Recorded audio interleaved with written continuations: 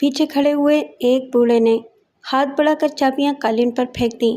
بولا، یہ لو چابیاں۔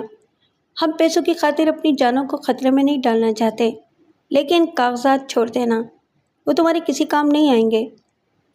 بڑے میاں، چابیاں اٹھا لو اور میرے ساتھ چلو، بختیار نے کہا۔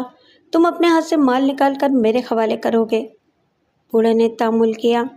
بختیار نے اسے گریبان سے پکڑ کر باہر کھینچ لیا۔ بولا، شرم کرو چچا، مرد ہو کر عورتوں کے پیچھے کھڑے ہو، چابیاں اٹھاؤ اور میرے ساتھ چلو۔ ایک 16-17 سالہ لڑکی چیخ مار کر آگے بڑھی اور بوڑھے سے لپٹتے ہوئے بولی، پلیز میرے پپا کو کچھ نہیں کہو، یہ دل کے مریض ہیں، میں تمہارے ساتھ چلتی ہوں۔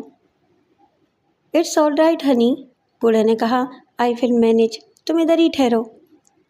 بختیار نے شیطانی نظروں سے لڑکی کی طرف دیکھا اور کلاشنکوف سے اشارہ کرتے ہوئے بولا، ٹھیک ہے، تم بھی ساتھ چلو۔ جمالی نے بختیار کو تنبیہی انداز میں کہا، ذرا خیال سے پیارے، کسی اور طرف دھیان نہ ہونے پائے، تجوری میں ہتھیار بھی ہو سکتا ہے۔ بوڑھے نے قالین سے چابیاں اٹھائیں اور اپنی بیٹی کے سہارے کمرے سے نکل گیا۔ بختیار دونوں کے پیچھے تھا۔ جمالی نے ایک رنگروٹ کو بھی نگرانی کے لیے پیچھے بھیج دیا۔ وہ باقی افراد کی طرف متوجہ ہوا۔ اب دولہا اور دلہن سامنے آؤ، اور ذرا جلدی۔ دولہا تو آگے ہی کھڑا تھا، دلہن جو پیچھے دیوار کے ساتھ لگ کر بیٹھی تھی کانپتی ہوئی سامنے آ گئی۔ جمال، دولہا کی ٹھوڑی کو ریوالور کی نال سے اونچا کرتے ہوئے بولا، سنا ہے تم دونوں کو بڑی سلامیاں ملی ہیں۔ دولہا تھوڑا سا پیچھے ہٹا اور اس بات میں سر ہلایا۔ کھڑے منہ کیا دیکھ رہے ہو؟ جمال نے ڈانٹ کر کہا، جلدی سے اپنی سلامیاں نکال کر لے آؤ۔ دولہا ایک بڑے سائز کا زنانہ ہینڈ بیگ اٹھا لایا اور اسے کھول کر اندر سے نوٹوں کی گڈیاں نکالنے لگا۔ پیرل نے اس کو ایک طرف دھکا دیا اور ہینڈ بیگ بستر پر الٹ دیا۔ اس میں نوٹوں کے علاوہ انعامی اور بیرر بانڈ بھی تھے۔ جمال نے سرسری نظر سے اندازہ لگایا کہ نوٹوں کی گڈیوں کی مالیت 1.5-2 لاکھ سے زیادہ نہیں تھی۔ اسے کچھ مایوسی ہوئی۔ اس نے دولہا کا گریبان پکڑ لیا، پوچھا، باقی مال کدھر ہے؟ ہم نے سنا ہے کہ تمہیں 10-12 لاکھ روپے سلامی میں ملے ہیں۔ کسی نے جھوٹ بولا ہے، دولہا نے جواب دیا۔ آپ تلاشی لے سکتے ہیں، ہمارے پاس اور رقم نہیں ہے۔ پیرل، فوراً کمرے کی تلاشی لو، جمالی نے کہا، اور اگر رقم نکل آئے تو یہ اس دولہا کی آخری رات ثابت ہوگی۔ پیرل نے تیزی سے تلاشی لینا شروع کر دی۔ کمرے میں ہنوز مدھم روشنی کا بلب چل رہا تھا۔ جمالی اور اس کے ساتھیوں کے لیے یہ روشنی زیادہ موزوں تھی۔ جمالی نے پی کیپ پہن رکھی تھی جس کا کنارہ آنکھوں پر جھکا ہوا تھا۔ اچانک اس کی نظر ایک مانوس چہرے پر پڑی۔ وہ ایک 45-46 سالہ شخص کا چہرہ تھا۔ اس شخص نے دھاری دار سلیپنگ سوٹ پہن رکھا تھا، کلین شیو تھا اور بالوں میں کہیں سفیدی جھلک رہی تھی۔ جمالی کو اس بات پر تعجب ہوا کہ اس کی پہلے اس شخص پر نظر کیوں نہیں پڑی۔ وہ مشہور فلمی اداکار مصطفیٰ سلطان تھا۔ جمالی نے اس کی پہلی فلم 18-19 سال پہلے دیکھی تھی۔ وہ اس کا زبردست مداح تھا۔ مصطفیٰ اس کا آئیڈیل تھا۔ وہ اس کی ایک ایک حرکت کی نقل کرنے کی کوشش کیا کرتا تھا۔ اس خیال کے ساتھ ہی اس کے دماغ میں جھما کھسا ہوا اور اس پر یہ انکشاف ہوا کہ وہ مصطفیٰ سلطان کی تقلید میں ڈاکو بنا تھا۔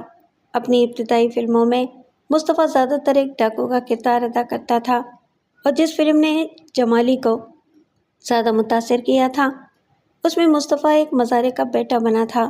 اسے تعلیم کا شوق تھا۔ باپ نے اسے تنگی ترشی سے 10 جماعتیں پڑھا دیں اور یہ تعلیم اس کے لیے مسئلہ بن گئی۔ وہ تعلیم یافتہ ہونے کی وجہ سے نہ تو جاگیرداروں کی جھڑکیاں سن سکتا تھا اور نہ ہی کھیتوں میں کام کرنا چاہتا تھا۔ دوسری طرف ملازمت کا مسئلہ تھا۔ ایک میٹرک پاس دیہاتی نوجوان شہر جا کر ملازمت تلاش نہیں کر سکتا تھا۔ ایک مسئلہ اور بھی تھا، وہ جاگیرداروں کو جھک جھک کر سلام نہیں کرتا تھا اور جاگیرداروں کو اس کی یہ اکڑ بہت کھلتی تھی۔ ایسے ہی ایک موقع پر جاگیردار کے نوجوان بیٹے نے اس کے منہ پر تھپڑ مار دیا۔ مصطفیٰ، جس کا فلمی نام رنگو تھا، یہ ذلت برداشت نہیں کر سکا۔ اس نے نوجوان جاگیردار کے منہ پر جوابی تھپڑ مار دیا۔ رنگو کی اس حرکت سے جاگیردار کی حویلی میں بھونچال آ گیا۔ 1 گھنٹے کے اندر ان کے نصف درجن آدمیوں نے जो लाठियों और खंजरों से मुसल्लह थे, रंगू के घर पर हल्ला बोल दिया। इत्तेफाक से रंगू उस वक्त घर पर नहीं था। हमलावरों ने उसके बड़े भाई को जान से मार डाला, घर के दीगर अफराद को जख्मी कर दिया और कच्चे मकान को आग लगा दी। इसके बाद उन्होंने रंगू के बड़े भाई की लाश थाने पहुंचा दी और रंगू के खिलाफ कत्ल का पर्चा कटवा दिया। पुलिस ने रंगू को कत्ल के इल्ज़ाम में गिरफ्तार कर लिया। जागीरदार के ईमा पर उसे खूब तशद्दुद का निशाना बनाया गया और बिलाखिर उसे अदालत में पेश कर दिया गया। और यहाँ से फिल्म का तहलका खेज हिस्सा शुरू होता है। अदालत में जज्बाती डायलॉग बाजी होती है, जिसमें रंगू धाड़ धाड़ कर कहता है कि जज साहब, यहाँ नाइंसाफ़ी चल सकती है, लेकिन नीली छत वाली खुदा की अदालत में मैं अपना केस पेश कर रहा हूँ, जिसने कभी किसी फरियादी को मायूस नहीं किया और जिसकी अदालत में हर जालिम और नाइंसाफ़ी करने वाला थर थर काँपता है। इन जज्बाती डायलॉग के साथ ही वो एक ज़ोरदार बड़क मारता है और सिपाही के हाथ में पकड़ी हुई जंजीर एक झटके से छुड़ाता है। हथकड़ी के बावजूद इंस्पेक्टर के हौसले से रिवॉल्वर खींच लेता है और चश्मे ज़दन में 2 आदमियों को कत्ल और 4 को ज़ख्मी करके फरार हो जाता है। जमाली को याद था कि उसने ये फिल्म कई बार देखी थी। इस मंजर पर हाल तालियों, सीटियों और सिक्कों की झनकार से गूंज उठता था। इस ज़माने में वो खुद को रंगू ही समझने लग गया था। रफ्ता रफ्ता ये ख्याल उसके जहन में इतना पुख्ता हुआ कि वो सचमुच डाकू बन गया। फिल्म का बकिया ऐसा खासा बलबला अंगेज था। रंगू ने थोड़े अरसे में डाकुओं का गिरोह तैयार कर लिया और इंतकामी कार्रवाइयाँ शुरू कर दी। उसने जागीरदारों को खूब लूटा, कत्ल किया और सरेआम उनकी पगड़ियाँ उछाली। वो बैक वक्त 4-4, 6-6 आदमियों को ज़ेर कर लेता था, तूफ़ानी अंदाज में घुड़सवारी करता था और बरसती हुई गोलियों में से सलामत बच निकलता था। ये वो मुस्तफ़ा सुल्तान था जो जमाली का आइडियल था और ये सारी बातें चंद सानियों के अंदर उसकी चश्मे तसव्वुर के सामने घूम गई थीं। आज 18-19 साल के बाद वही मुस्तफ़ा सुल्तान एक नहायत कमज़ोर और बुज़दिल इंसान की तरह उसके सामने खड़ा था। जमाली सोच भी नहीं सकता था कि जिस शख्स की तकलीद में वो डाकू बना था, वो हकीकत में एक बूढ़ा और बुज़दिल शख्स था। इस हकीकत ने उसे गुस्से से भर दिया। उसने मुस्तफ़ा सुल्तान को गिरेबान से पकड़ा, खींचकर बाहर निकाला और इसकी आंखों में आंखें डालते हुए पूछा, तुम फिल्म स्टार मुस्तफ़ा सुल्तान हो? मुस्तफ़ा के बदन में कपकपी तारी हो गई। बोला, हाँ, मैं मुस्तफ़ा सुल्तान हूँ, फिल्म स्टार। जानते हो मुझे डाकू किसने बनाया? मुस्तफ़ा ने हकलाते हुए कहा, हाँ, हालात ने। तेरे डायलॉग की। जमाली ने उसके मुंह पर जोरदार थप्पड़ मारा। फिल्मों ने तेरे दिमाग को चाट लिया है। अगर हालात इंसान को डाकू बनाते तो सारे मुफलिस और मजलूम इंसान डाकू होते। मुझे तूने डाकू बनाया है। तेरी फिल्मों, तेरे मकालमों ने डाकू बनाया है। तुझे वो फिल्म याद है जिसमें तू रंगू डाकू बना था? यह याद है। मुस्तफ़ा की आवाज़ कांप रही थी। तेरी फिल्मों ने न जाने कितने सीधे साधे नौजवानों को डाकू बना दिया होगा। कितने बेगुनाह उनके हाथों कत्ल हुए होंगे। तेरी वो खौफनाक मूंछें और गरजदार आवाज़ कहाँ है? वो मूंछें नकली थीं। वो सब कुछ नकली था। पीरल जमाली के पास आकर बोला, उस्ताद, इस कमरे में कुछ नहीं है। हमने सारा कमरा देख डाला है। जेवर और कीमती सामान बहुत है। जेवर और कीमती सामान पर लानत भेजो, जमाली ने कहा। ये नकदी थैले में डालो। यहाँ ज़्यादा देर रुकना ठीक नहीं है। इतने में इमारत के किसी हिस्से से गोलियां चलने की आवाज़ आई। पहले पिस्तौल चलने की आवाज़ सुनाई दी, फिर कलाशनकोव का बस्ट फायर हुआ। उसके साथ ही किसी भारी शे के गिरने की आवाज़ भी आई। उस्ताद, निकल चलो, रंगरूट ने कहा। शायद पुलिस आ गई है। घर के अफराद गोलियों की आवाज़ सुनकर सहम गए। पास औरतों और बच्चों की चीखें निकल गईं। ये पुलिस नहीं है, जमाली ने तेज़ी से कहा। घर के किसी आदमी ने बख्तियार पर हमला किया है। ये बस्ट उसी ने फायर किया है। उसी लम्हे राहदारी में से एक से ज़ायद अफराद के कदमों की आवाज़ सुनाई दी। पीरल ने तेज़ी से कलाशनकोव का रुख दरवाजे की तरफ कर दिया, लेकिन आने वाला बख्तियार था। वो बूढ़े और उसकी बेटी को धक्के देता हुआ ला रहा था। बूढ़ा तो कमरे में कदम रखते ही निडाल होकर गिर पड़ा। क्या हुआ? जमाली ने तेजी से पूछा। उधर एक हीरो छुपा हुआ था, बख्तियार ने जवाब दिया। उसने रफीक को ठंडा कर दिया है। क्या वो तुम्हारे हाथ से बचकर निकल गया है? उसे मैंने छलनी कर दिया है। अब यहाँ से निकल चलो। तिजोरी से सिर्फ सिगरेट पानी का खर्चा हाथ लगा है। उसने थैला हिलाकर दिखाया। मुश्किल से 50-60 हज़ार रुपये होंगे।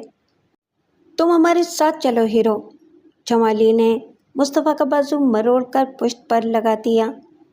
हमारे जाने के बाद 15 मिनट तक कोई शख्स ना तो आवाज़ निकाले और ना ही कमरे से निकलने की कोशिश करे, वरना हम तुम्हारे हीरो को ख़त्म कर देंगे। उन्होंने बाहर निकलकर दरवाज़ा बाहर से बोल्ट कर दिया। मुस्तफ़ा का चेहरा बवजह दहशत सफ़ेद पड़ गया था। पीरल, तुम जल्दी से गाड़ी अंदर ले आओ, जमाली ने कहा। बख्तियार, तुम जलील को साथ लो और रफ़ीक की लाश उठा लाओ। पीरल गेट खोलकर कार अंदर ले आया। उन्होंने रफ़ीक की लाश डिक्की में रखी और तेज़ी से कार में जा बैठे। जमाली और बख्तियार पिछली सीट पर बैठ गए। मुस्तफ़ा को उन्होंने अपने दरमियान बिठा लिया। जलील अगली सीट पर बैठ गया और पीरल ने ड्राइविंग सीट संभाल ली थी। जब वो गेट से बाहर निकले तो सीटियों की आवाज़ें सुनाई दीं। चारों ने अपने हथियार संभाले और मुस्तैद बैठ गए और किसी भी नाखुशगवार सूरत हाल से निपटने के लिए वो तैयार थे। जब उनकी कार गली के कोने पर पहुंची तो उन्होंने देखा कि दाएं तरफ से 2 सिपाही दौड़ते हुए आ रहे थे। कार को देखते ही एक सिपाही ने सीटी बजाते हुए ज़ोर ज़ोर से रुकने का इशारा किया। दूसरे ने 3 हवाई फायर कर दिए। पीरल को बखूबी मालूम था कि सिपाहियों को सारी बात का पहले से इल्म है, इसलिए वो कोई ख़तरनाक कदम नहीं उठाएंगे। इसलिए वो मुनासिब रफ्तार से कार चलाता रहा। कश्मीर रोड पर पहुंचकर उन्होंने कार तब्दील कर ली और चोरी की कार को वहीं छोड़ दिया। रफ़ीक की लाश को भी अपनी नीली होंडा सिविक की डिक्की में मुंतकिल कर दिया था। वहाँ करीब ही उनका एक आर्जी ठिकाना मौजूद था। उन्होंने 2-2.5 घंटे वहाँ आराम किया और सफ़ेदाई शहर नमूदार होते ही कोर्ट जमाली रवाना हो गए। ये फैसला जमाली ने अचानक किया था और मुस्तफ़ा के अगवा की वजह से ये फैसला ज़रूरी भी हो गया था। रवानगी से पहले उसने खबर को 50,000 रुपये भिजवा दिए थे ताकि वो हस्बे वादा नूर हुसैन को रकम दे दे। गोट जमाली पहुंचकर उसने सबसे पहले रफ़ीक की तदफीन का इंतज़ाम किया। मुस्तफ़ा को उसने अपने आदमियों के सुपुर्द कर दिया था। इन कामों से फारिग होकर उसने रात का खाना खाया और अपने एयर कंडीशन बेडरूम में जाकर सो गया। अगले रोज़ 11 बजे उसकी आँख खुली तो वो खुद को खासा हल्का फुल्का महसूस कर रहा था। उसके साथी पहले ही बेदार हो चुके थे। नाश्ते के बाद उसने बख्तियार से कहा कि मुस्तफ़ा को ओताक में लेकर आए। भाई से मुलाकात के बाद वो अपने जहन पर जो बोझ महसूस कर रहा था वो अगरचे हनौज बाकी था, ताहम मुस्तफ़ा के अगवा के बाद इस बोझ में कुछ कमी वाक़ई हुई थी।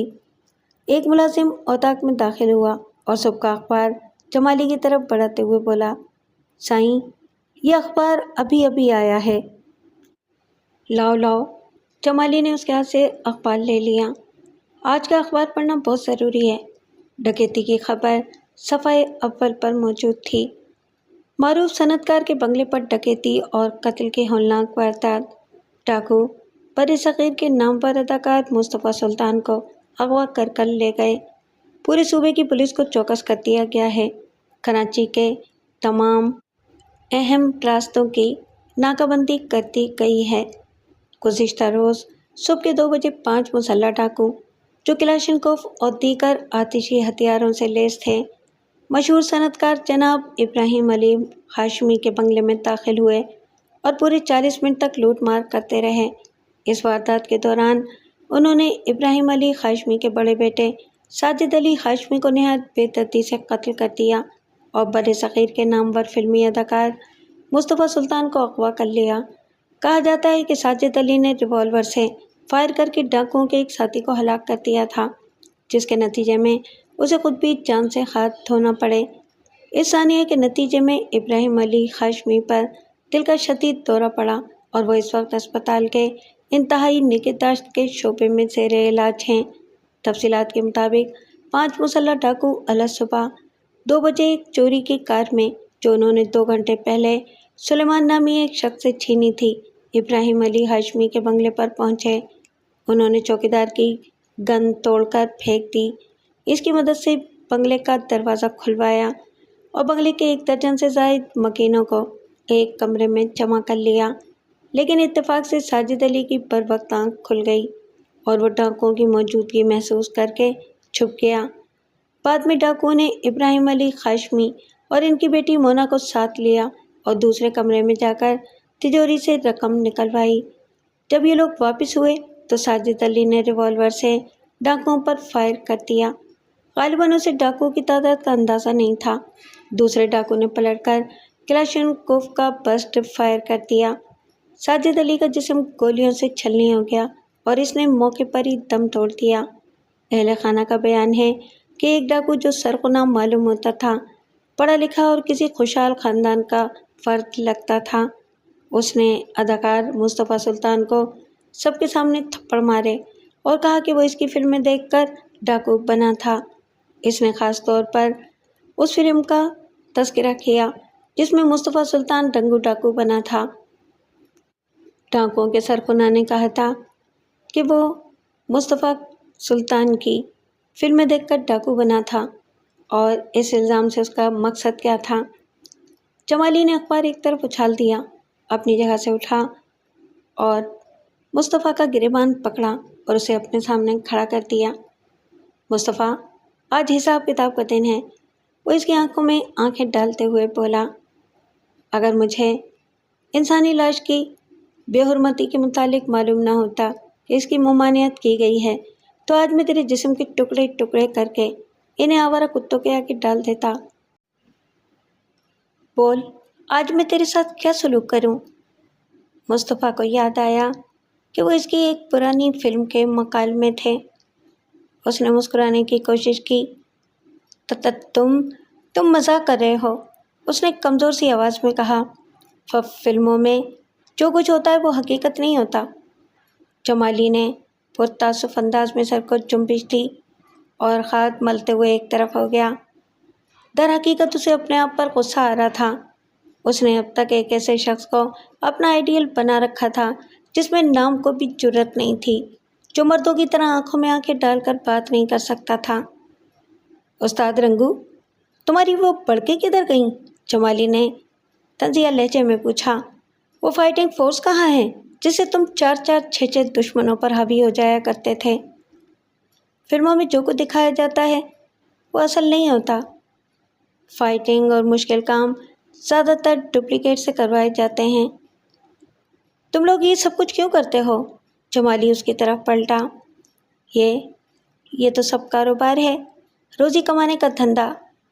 जमाली ने उसकी बात काटी। क्या तुमने कभी ये भी सोचा है कि तुम्हारा ये धंधा कच्ची उम्र के नौजवानों को तबाह कर रहा है? मुझे देखो, मैं ग्रेजुएट हूँ, शरीफ ख़ानदान का फ़र्द हूँ, लेकिन तुम्हारी फिल्मों ने मुझे डाकू बना दिया, कातिल बना दिया। ये सब तुम्हारा कसूर है। न जाने तुम्हारी फिल्में देख देख कर कितने शरीफ नौजवान डाकू बन चुके हैं और इनके हाथों कितने बेगुनाह कत्ल हो चुके हैं। मुझे इन सब बातों का जवाब चाहिए और मैंने इसीलिए तुम्हें अगवा किया है।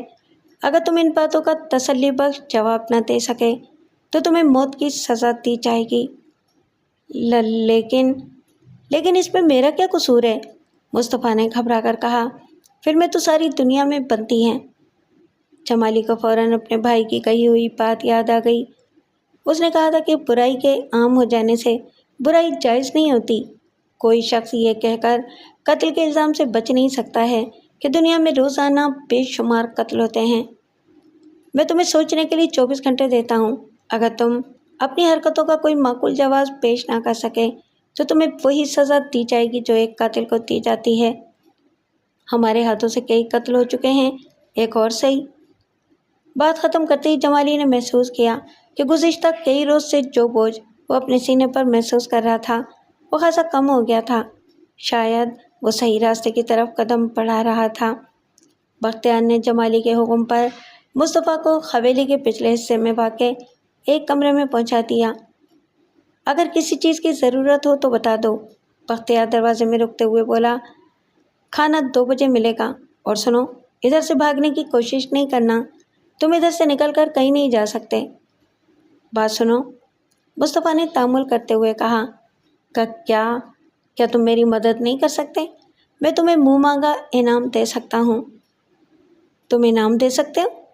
بختیار نے طنزیہ لہجے میں کہا۔ میں تمہیں اپنے ایک عزیز کے نام روکا لکھ دیتا ہوں، وہ تمہیں فوراً رقم دے دے گا۔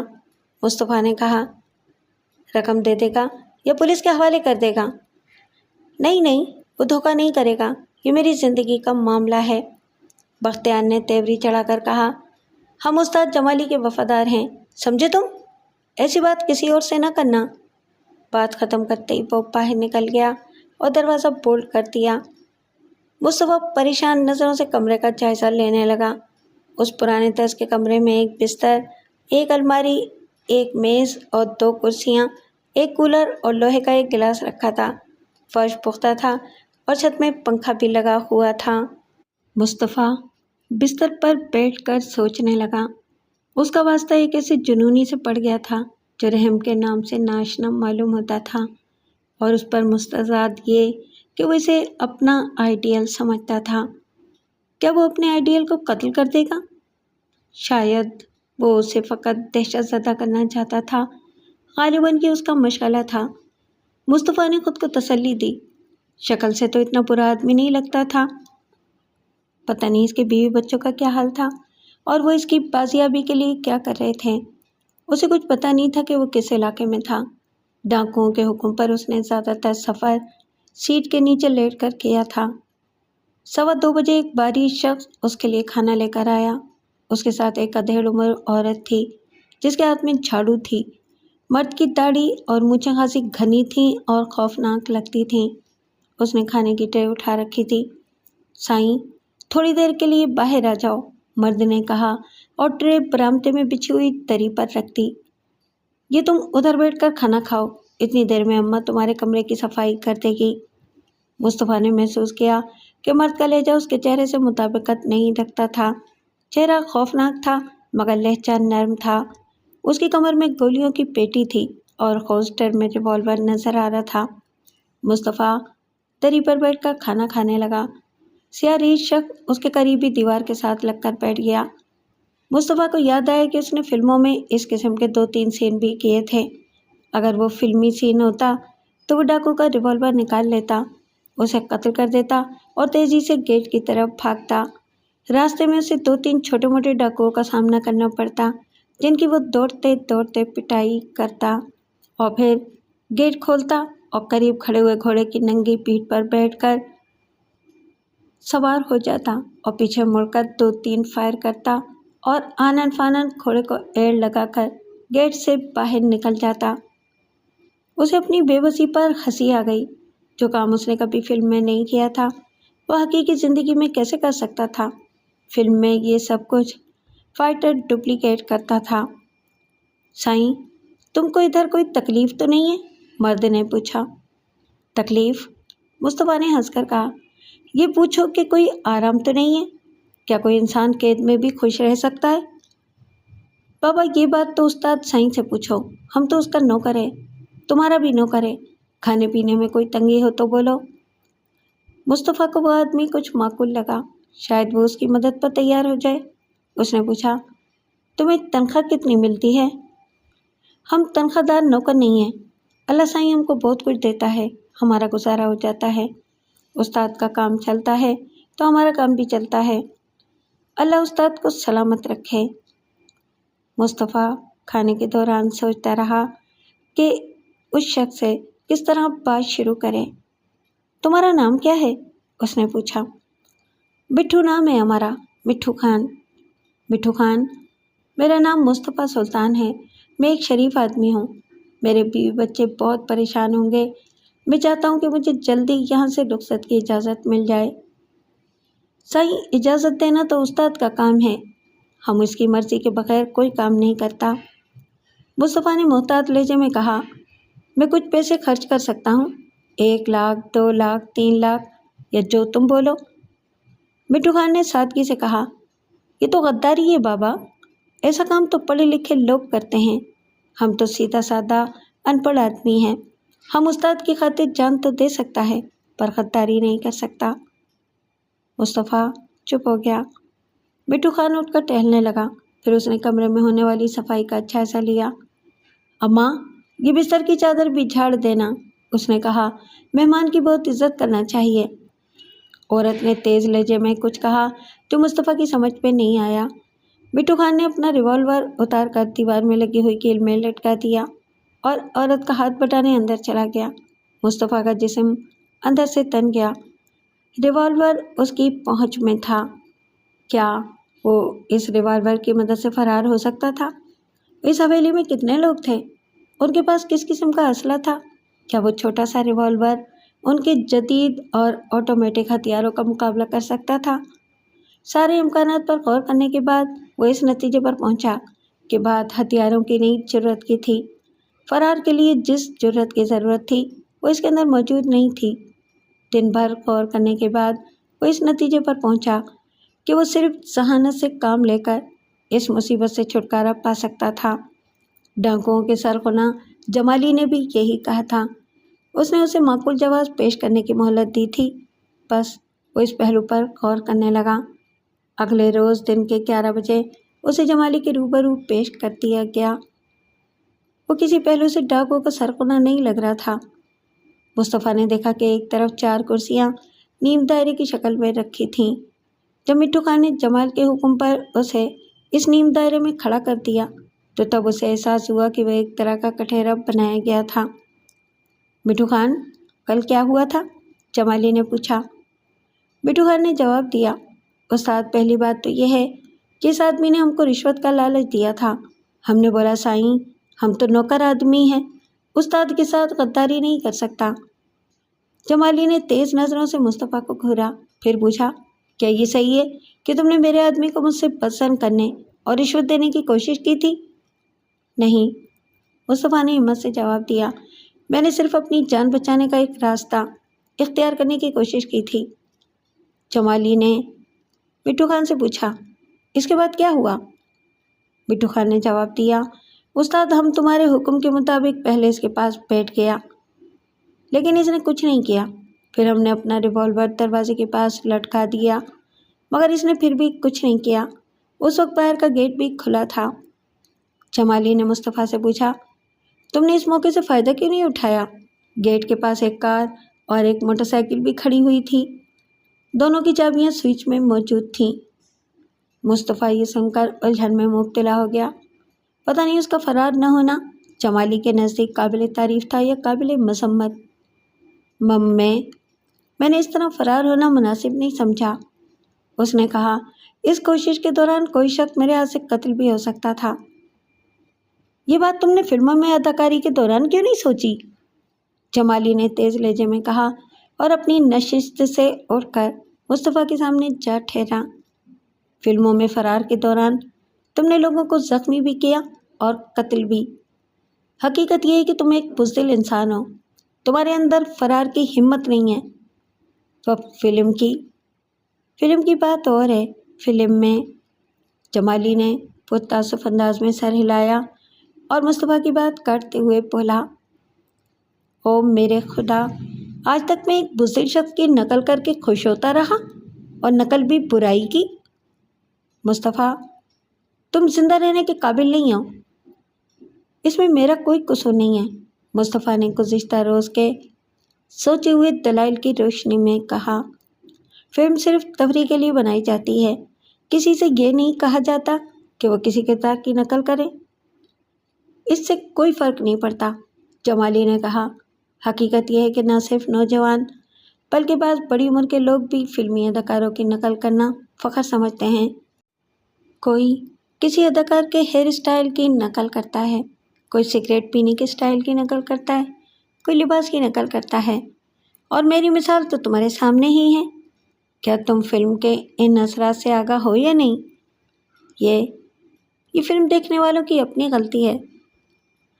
میرے سوال کا جواب دو، جمالی نے تحقیرانہ لہجے میں کہا۔ کیا تم فلم کے ان اثرات سے آگاہ ہو یا نہیں؟ ہاں، یہ بات تو سبھی جانتے ہیں۔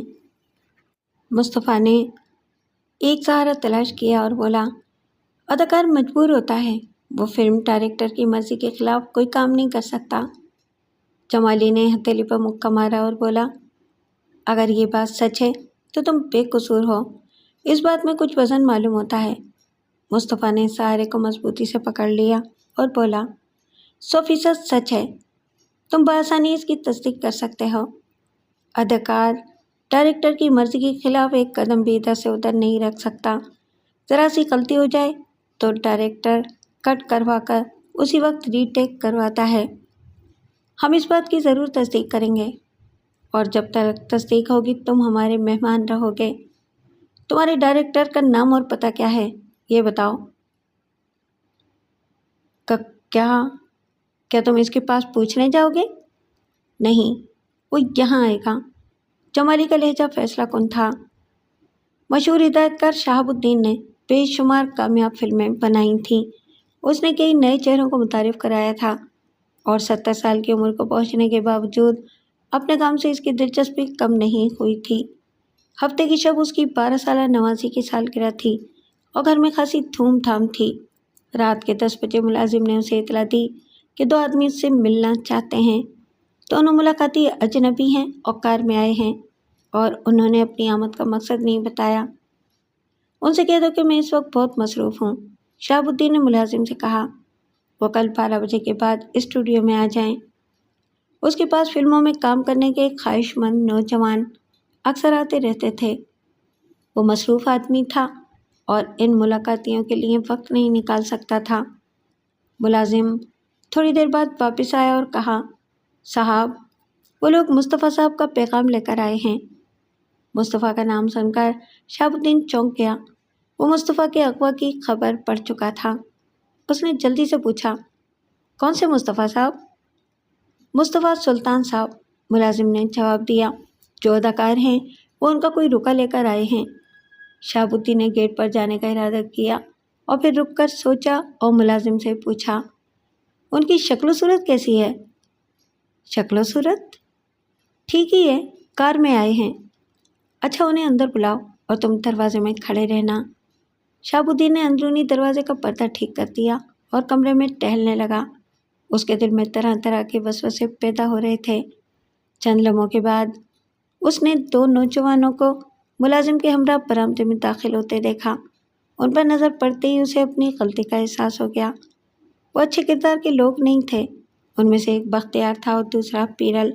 شہاب الدین نے سوچا کہ دوسرے کمرے میں جا کر پولیس کو فون کر دینا چاہیے، یا گھر کے کسی فرد کو فون کرنے کے لیے کہہ دینا چاہیے۔ اتنے میں دونوں اجنبی اندر قدم رکھ چکے تھے۔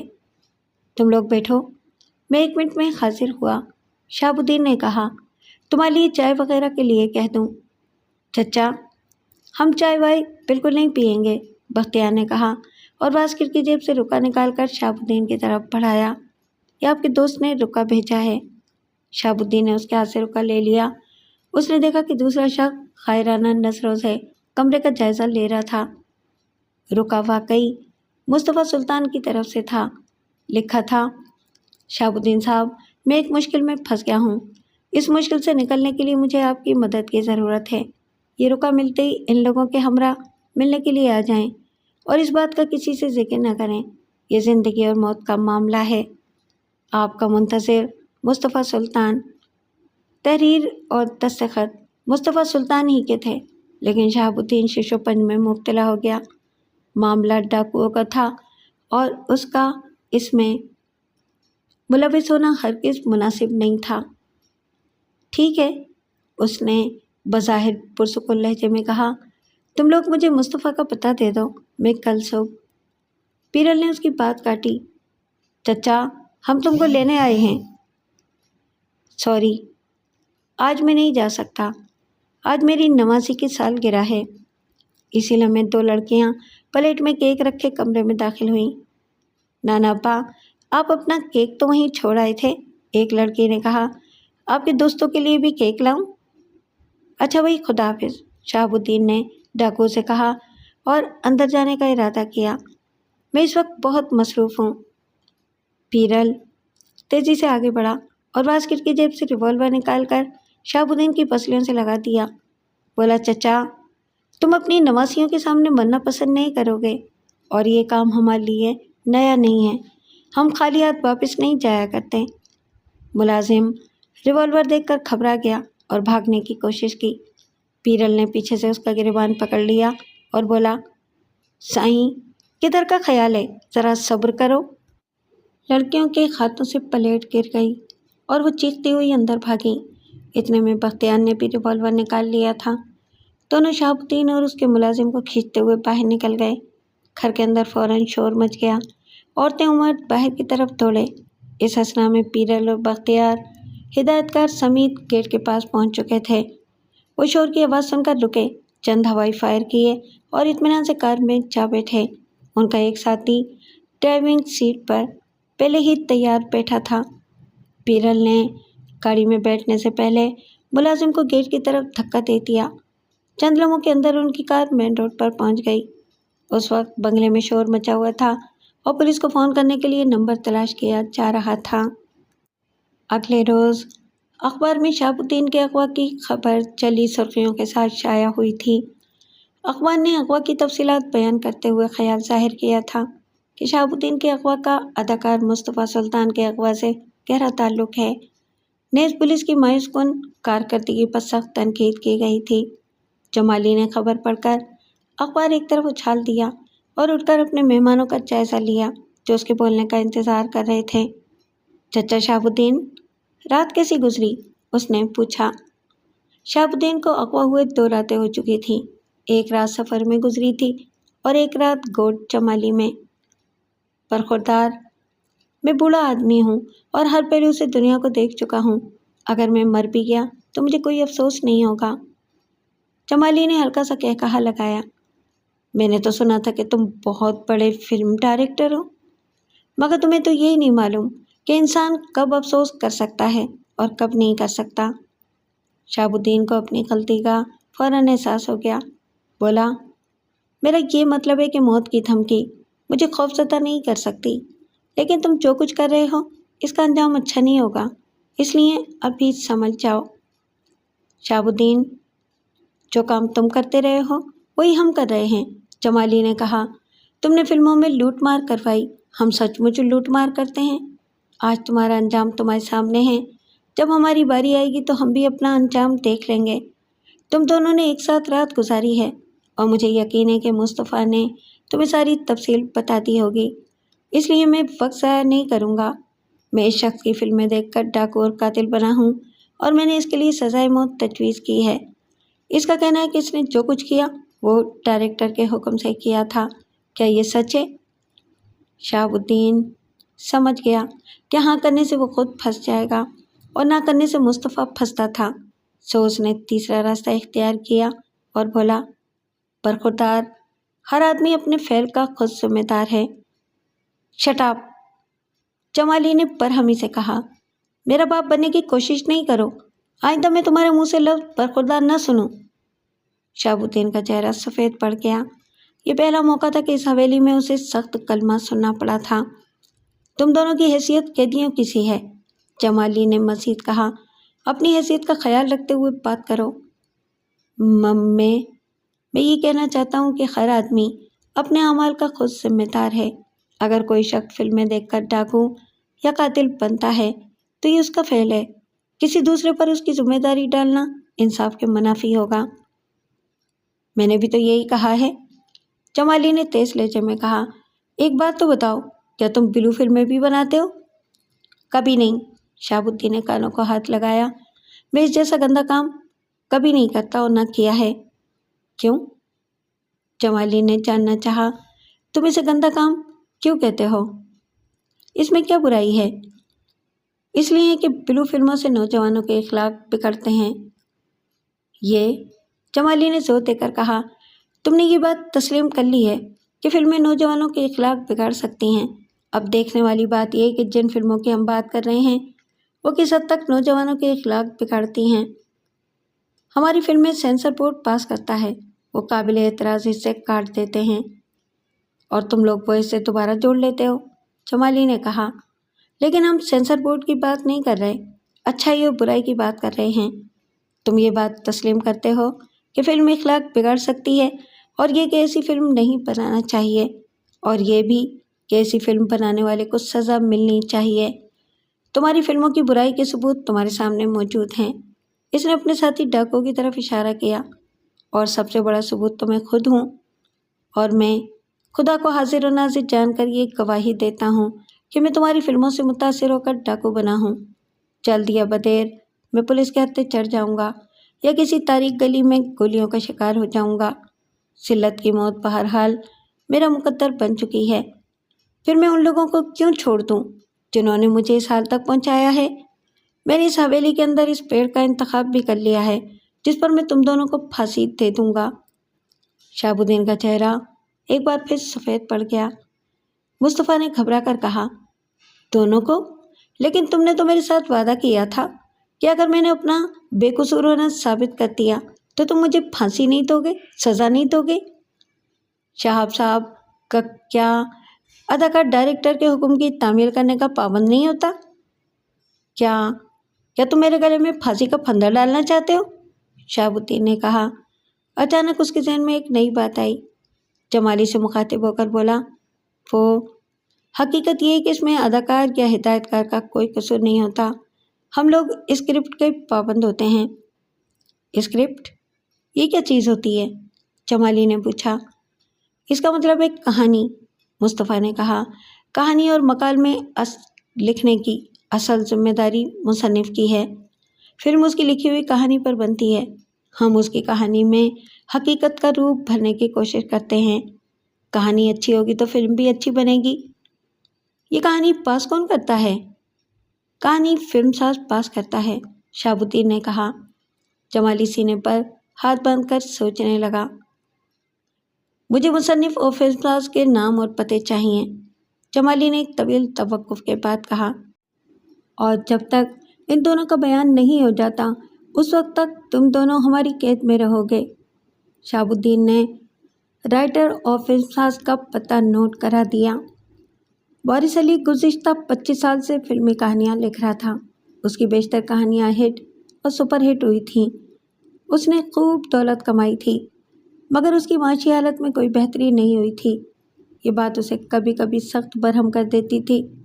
غصے سے اس کا خون کھولنے لگتا تھا، اور اب وہ کسی ایسی پارٹی کی تلاش میں تھا جو اسے پارٹنر بنانے پر تیار ہو۔ یہی وجہ تھی کہ جب کوئی صاحب حیثیت اجنبی اس کے دروازے پر دستک دیتا تو یہی سمجھتا کہ وہ کوئی نئی پارٹی ہے۔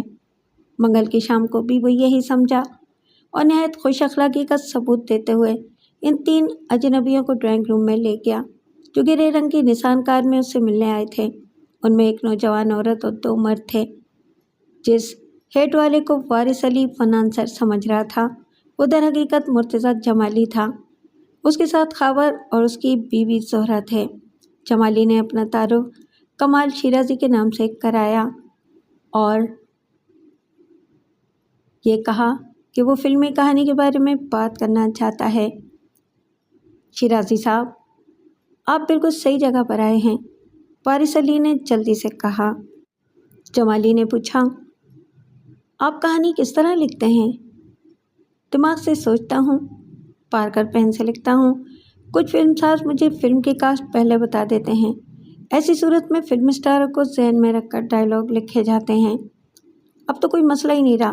میں اچھی طرح جانتا ہوں کہ بابر شریف کے منہ پر کون سا ڈائیلاگ سجے گا اور ندیم کے منہ پر کون سا۔ کہانی کے بارے میں آپ کا کیا معیار ہے؟ کہانی ایسی ہونی چاہیے کہ فلم دیکھ کر 3rd کلاس پبلک بھڑک اٹھے، جذبات، جوش اور ہلا گلا۔ ہم نے ایک نئے رائٹر سے کہانی لکھوائی ہے۔ کہانی کا پلاٹ تو اچھا ہے مگر ڈائیلاگ کچھ کمزور ہیں۔ کوئی مسئلہ نہیں ہے، ڈائیلاگ پاورفل ہو جائیں گے، وارث علی نے کہا۔ آپ لوگ غالباً نئے اس لائن میں آئے ہیں۔ اگر آپ پسند کریں تو پارٹنرشپ میں بھی یہ کام ہو سکتا ہے۔ وہ بات کی بات ہے، خاور نے کہا۔ کیا آپ ہمیں کسی اچھے فلم ساز کا ریفرنس دے سکتے ہیں؟ وارث علی نے 3-4 نام لیے۔ ان میں ریاض چودھری کا نام بھی تھا، اور ریاض چودھری وہی شخص تھا جس کا نام شہاب الدین نے لکھ کے دیا تھا۔ جمالی نے پوچھا، کیا ریاض چودھری آپ کے کام سے مطمئن ہے؟ 100% مطمئن ہے، وارث علی نے کہا۔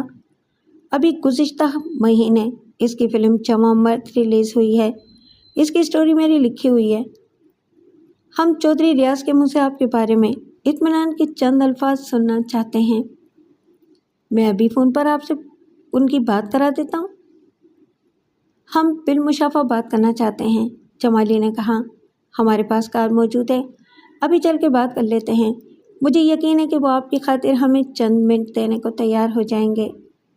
وارث علی کے دل میں فوراً یہ خیال پیدا ہوا کہ ان لوگوں کو اتنی جلدی کیوں ہے، اور یہ بات اس نے پوچھ ہی لی۔ ہم آج رات کی فلائٹ سے ملتان واپس جا رہے ہیں، اور جانے سے پہلے ہم چاہتے ہیں کہ کام آپ کے سپرد کر دیا جائے۔ جواز معقول تھا، لیکن ایک بات وضاحت طلب تھی۔ ابھی ہمارے درمیان معاوضہ طے نہیں ہوا۔ ریاض چودھری سے ملنے کی ایک وجہ یہ بھی ہے، خاور نے کہا۔ ہم ان سے یہ پوچھنا چاہتے ہیں کہ وہ آپ کو ایک کہانی کا کتنا معاوضہ دیتے ہیں۔ ویسے آپ فکر نہ کریں، ہم آپ کو ان سے زیادہ ہی معاوضہ دیں گے۔ وارث علی نے انہیں چند منٹ رکنے کے لیے کہا اور تیار ہونے کے لیے اندر چلا گیا۔ اس کی ادھیڑ عمر بیوی عائشہ بیگم، جو ملنے جلنے والوں پر نظر رکھتی تھی، پوچھنے لگی کہ وہ کون لوگ ہیں۔ نئی پارٹی ہے، وارث علی نے دبی آواز میں کہا۔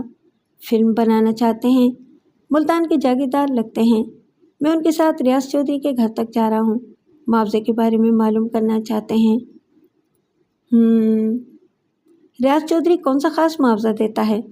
اسی معاوضے پر دوسری پارٹی کے لیے کام کرنے کا کیا فائدہ؟ تم فکر نہیں کرو، وارث علی نے کہا۔ میں ریاض چودھری سے کہہ دوں گا کہ ڈبل معاوضہ بتائے۔ ابھی ان لوگوں کو فلم لائن کا کوئی تجربہ نہیں ہے۔ اگر ہمارا سلسلہ چل نکلا تو وارے نیارے سمجھو۔ کہانی کوئی اچھی دینا، عائشہ بیگم نے مشورہ دیا۔ میں نے کبھی کوئی خراب کہانی بھی لکھی ہے، وارث علی نے کہا۔ معاوضہ اچھا ہوگا تو کہانی بھی اچھی ہوگی۔ پھر وہ تیار ہونے کے لیے اپنے کمرے میں چلا گیا۔ تیاری کے دوران اسے خیال آیا کہ ریاض چودھری سے فون پر بات کر لینا چاہیے۔ اس نے جلدی سے نمبر ملایا اور رابطہ ملنے کے بعد کہا، چودھری صاحب، میں وارث علی بول رہا ہوں۔ او وارث صاحب، اچھا ہوا آپ نے فون کر لیا۔ چودھری صاحب، میں ایک ضروری کام کے سلسلے میں آپ کے پاس آ رہا ہوں۔ وارث علی نے بات کاٹی۔ اس وقت ملتان کی ایک پارٹی میرے ڈرائنگ روم میں بیٹھی ہے، جاگیردار معلوم ہوتے ہیں، فلم بنانا چاہتے ہیں۔ کہانی کسی ایرے غیرے سے لکھوا لی ہے، مگر پسند نہیں آئی، اب میرے پاس آئے ہیں۔ وہ کہانی کے ریٹ اور میرے کام کے بارے میں آپ سے پوچھنا چاہتے ہیں۔ مجھے بتائے کہ آپ میرے کام کے بارے میں خراب رپورٹ نہیں دیں گے، کیونکہ میں نے کبھی خراب کام نہیں کیا۔ البتہ ریٹ کے بارے میں مجھے آپ کے تعاون کی ضرورت ہے۔ آپ ایسا کریں کہ کل آفس میں آ جائیں۔ وہ لوگ آج رات کی فلائٹ سے واپس ملتان جا رہے ہیں۔ ہم آپ کا زیادہ وقت نہیں لیں گے، کھڑے کھڑے بات ہو جائے گی۔ آپ صرف اتنی مہربانی کریں کہ کہانی کا ریٹ ڈبل بتائیں۔ میری ایک شرط ہوگی، ریاض چودھری نے کہا۔ آپ ان کے لیے جو بھی کہانی لکھیں گے وہ پہلے مجھے ضرور دکھائیں گے۔ مجھے منظور ہے، میں ابھی پہنچ رہا ہوں۔ 62 سالہ ریاض چودھری ایک منجا ہوا فلم ساز تھا۔ اس کی آدھی سے زیادہ زندگی فلمیں بناتے ہوئے گزری تھی۔ وہ پبلک اور زمانے کی ضرورت کے مطابق فلمیں بنانے میں ماہر تھا۔ فون بند کرنے کے بعد اس نے اپنی آئندہ فلم کی کہانی کا مسودہ اٹھایا اور دوبارہ اس کا مطالعہ کرنے لگا، لیکن اس نے محسوس کیا کہ اس کی توجہ نہیں لگ رہی تھی۔ وارث علی نے کوئی ایسی بات کی تھی جسے اس کا کمپیوٹر صرف دماغ قبول کرنے پر تیار نہیں تھا۔ اس کی سمجھ میں نہیں آ رہا تھا کہ وہ کون سی بات تھی۔ اس نے مسودہ سائڈ ٹیبل پر رکھ دیا اور پوری توجہ سے وہ بات یاد کرنے کی کوشش کرنے لگا جو اس کے ذہن میں الجھن پیدا کر رہی تھی۔ بالآخر وہ بات اسے یاد آ ہی گئی۔ اس نے بھویں سکیڑ کر اس بات کی اونچ نیچ پر غور کیا، پھر آہستہ آہستہ ہاتھ بڑھا کر ریسیور اٹھایا اور ایک نمبر ڈائل کیا۔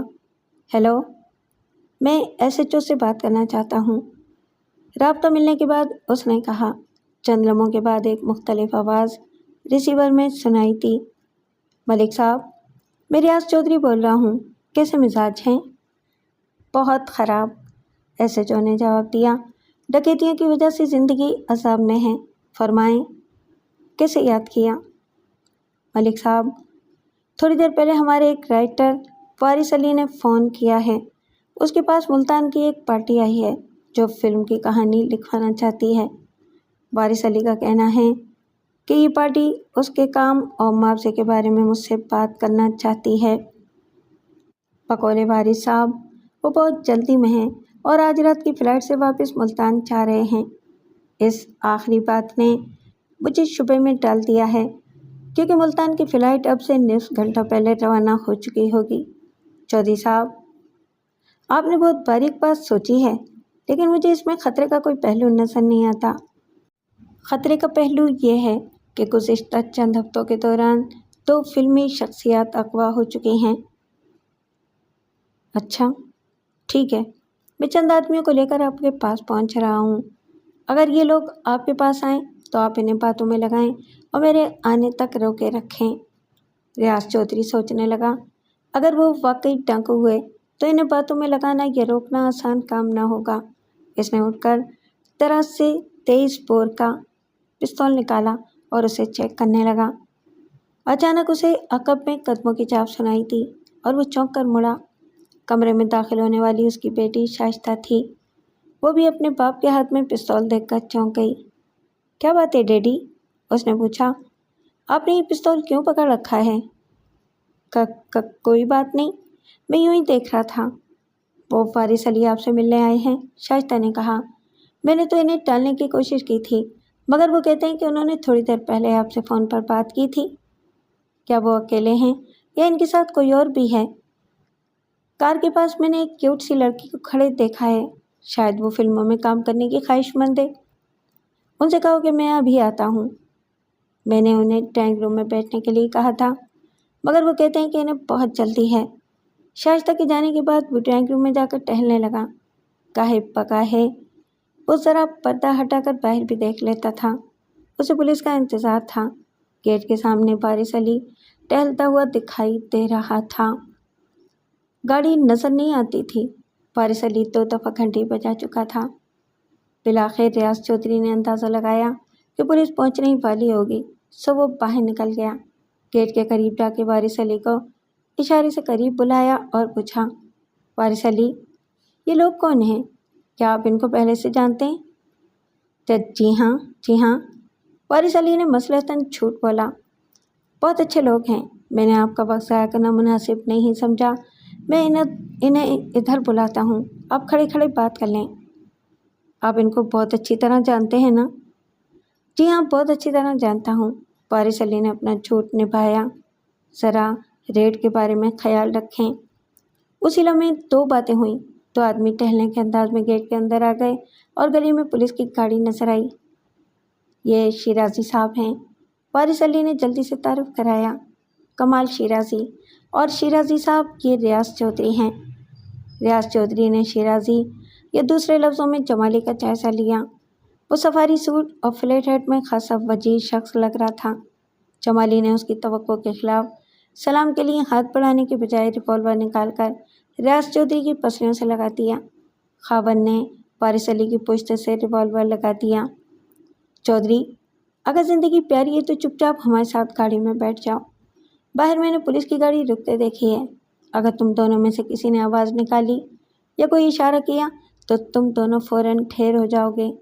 باقی جو کچھ ہوگا وہ بات کی بات ہے۔ ریاض چودھری نے کچھ بولنے کی کوشش کی، مگر جمال نے اس کی پسلیوں میں ریوالور سے ٹھوکا لگا کر اسے چپ ہونے پر مجبور کر دیا اور کہا، اگر پولیس تم سے کوئی بات کرے تو کہنا کہ سب ٹھیک ہے۔ ٹھیک ہے، ریاض چودھری نے کہا۔ 4 دوستوں کی طرح گیٹ سے نکل کر سنی کار کی طرف بڑھے۔ پولیس کی گاڑی گلی کی مخالف سمتوں میں کھڑی تھی اور 3 پولیس والے گاڑی کے سامنے مستعد کھڑے تھے۔ 2 کے ہاتھوں میں رائفلیں تھیں اور تیسرے کا ہاتھ ریوالور کے دستے پر تھا۔ وہ انسپکٹر تھا۔ اس نے جب ریاض چودھری اور وارث علی کو 2 اجنبیوں کے درمیان مشکوک انداز میں چلتے دیکھا تو اس نے ریاض چودھری کو آواز دی اور اپنے ساتھیوں کے ہمراہ آگے بڑھا۔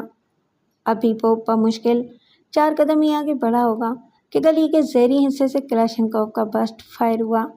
اس کے ساتھ ہی تینوں پولیس والے زمین پر گر گئے۔ انسپکٹر زخمی ہو گیا۔ ایک سپاہی جان سے ہاتھ دھو بیٹھا۔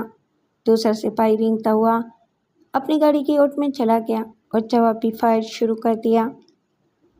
ڈرائیونگ سیٹ پر بیٹھے ہوئے سپاہی نے بھی فائر شروع کر دیا۔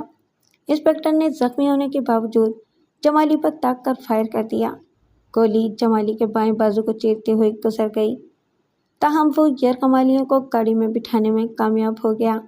ڈرائیونگ سیٹ پر زہرا بیٹھی تھی، اس نے فوراً ہی گاڑی کو آگے بڑھا دیا۔ گلی کے ظہری حصے میں کھڑی ہوئی ہونڈا سیوک نے پولیس پر ایک اور برسٹ فائر کیا، یو ٹرن لیا اور پختہ گلی پر ربر کا نشان ثبت کرتی ہوئی رات کی تاریکی میں غائب ہو گئی۔ پولیس کی گاڑی حرکت میں نہیں آئی کیونکہ اس کے دونوں پچھلے ٹائر فلیٹ ہو چکے تھے۔ اگلی صبح اخبارات میں واردات کی تفصیلی خبر چھپی۔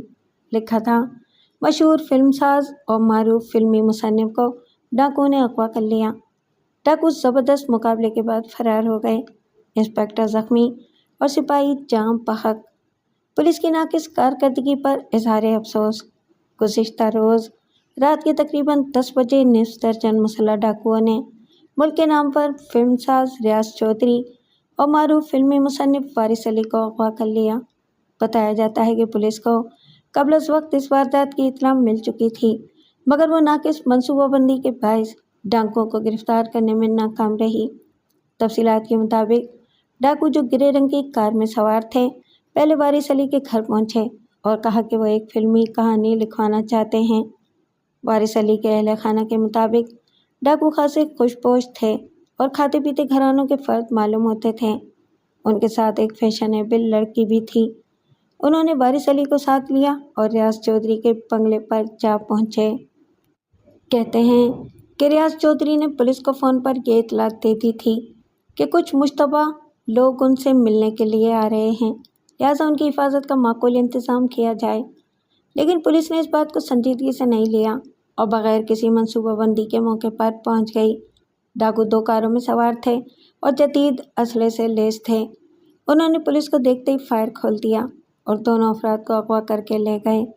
باور کیا جاتا ہے کہ یہ وہی گروہ ہے جو اس سے پہلے مشہور فلم اسٹار مصطفیٰ سلطان اور ہدایت کار شہاب الدین کو اغوا کر چکا ہے۔